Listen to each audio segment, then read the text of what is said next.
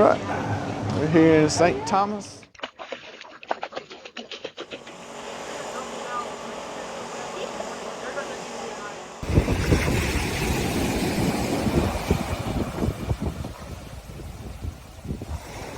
Just got off the Carnival Vista here in St. Thomas.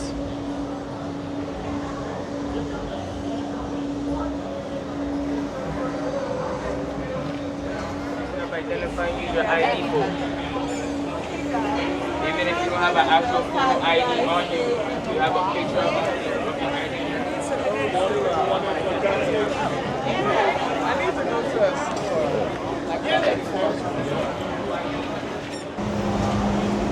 She could have just asked me to do a COVID.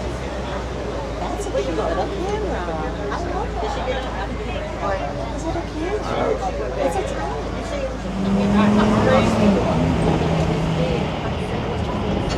Going through the little shopping area at Havenside Mall.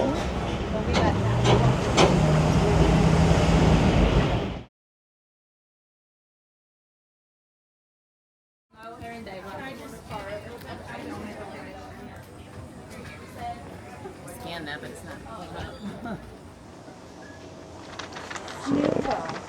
Dolphin. The dolphin thing is now. Wherever she put it. That's down here, all right.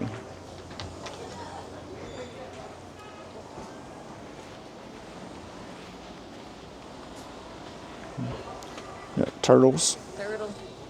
Lots of turtles. Yep.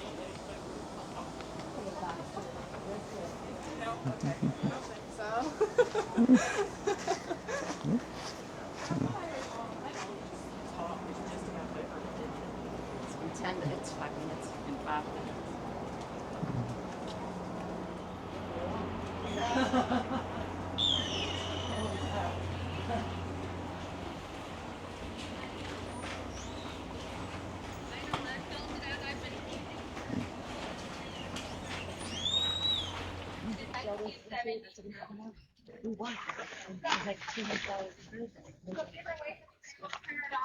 Able to interact with you guys are by new sticker type of programs. So if you offer different programs, we're going to be right up top. It's called our Dolphin Moment.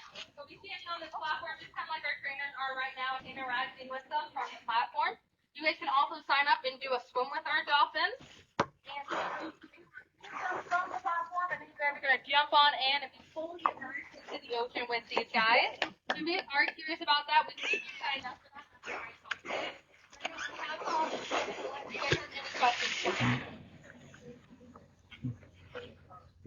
They are awesome. That is the best thing of today. Go for it.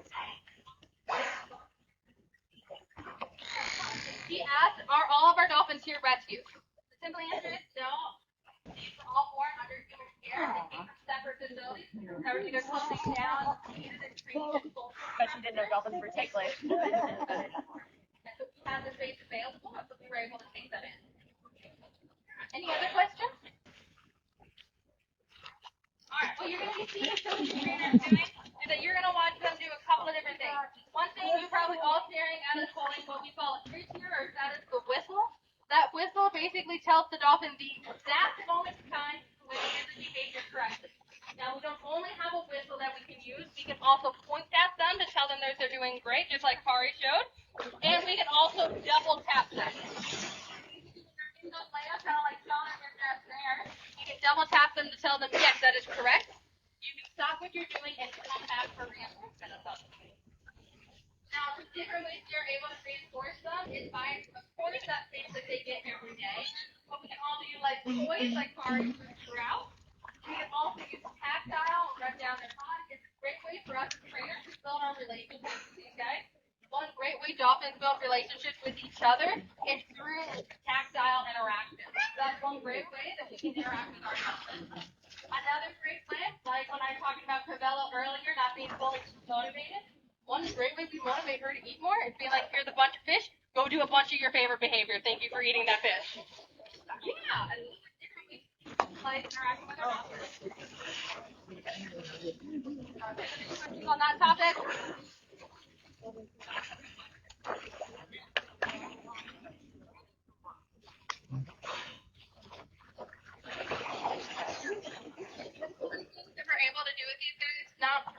involve those physical behaviors, but you also hear them having those vocals that they have on cue.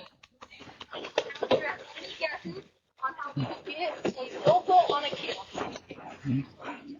Any guesses? Well, we capture it. It's called a capturing behavior. We hear them making the sound we're looking for. We bring them, point at them, and then give them a bucket load of fish. And be like, yes, I want to hear that again. Please do it again. And then as they realize that we're in. But as they keep showing us and offering us those different vocals, we're able to kind of start capturing that vocal. We're able to start adding what's called an SC or a hand sign to that vocal.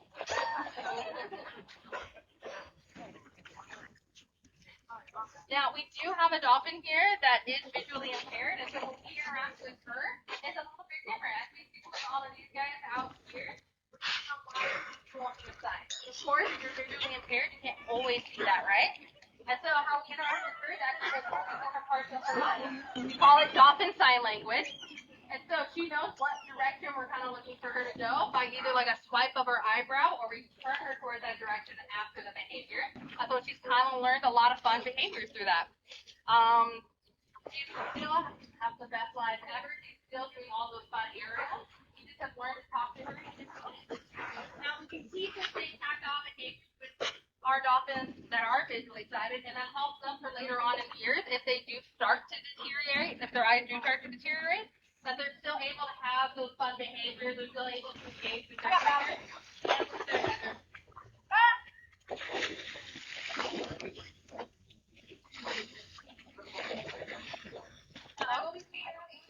Questions you guys might have today. I can't thank you guys all enough for coming out and meeting our dolphins today. All their amazing training that's happening here. The next talk that's going to be happening is over at the Caribbean Reef Encounter. That is the building on your way back to the front. It's like the first building you'll see kind of heading back to the main park. And that'll be happening at 10:30 today. Thank you guys so much for coming out.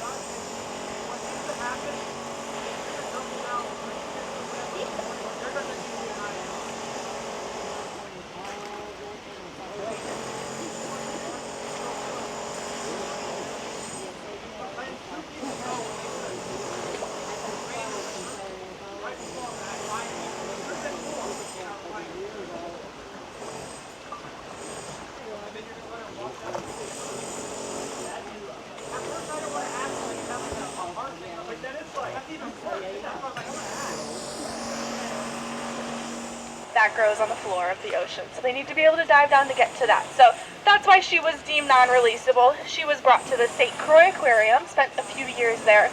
Unfortunately, they closed down in 2002 due to hurricane damages.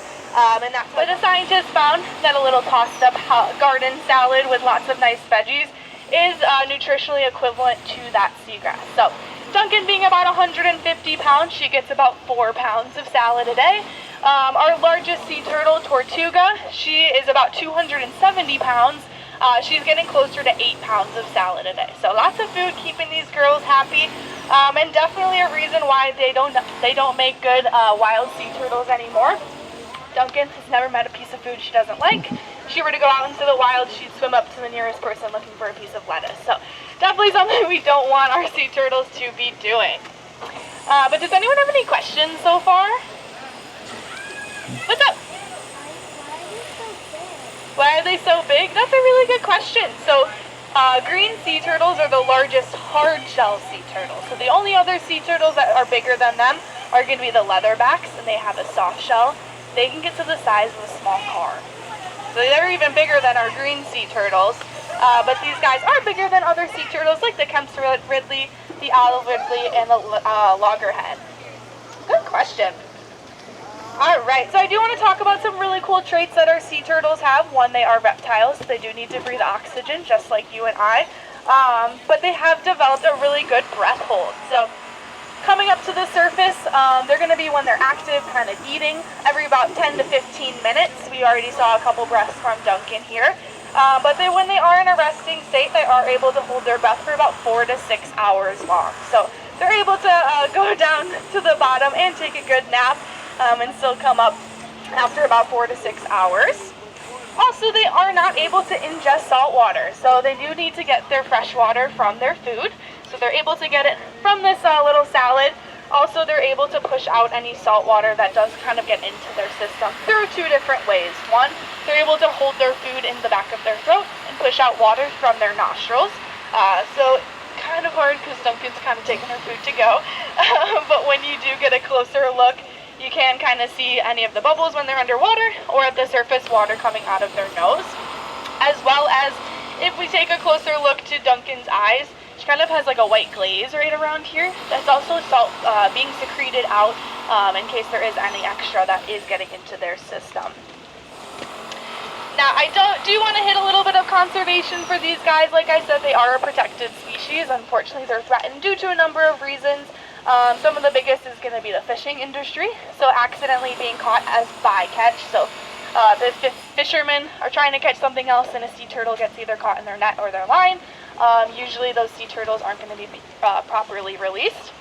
As well as ingesting any fishing gear that is disposed of improperly. So eating any plastic, these sea turtles, I love them to death, but they'll come bite on anything that they're interested in. So they're not able to pick something up with their hands and check out something. How they explore their world is going to be with their mouth.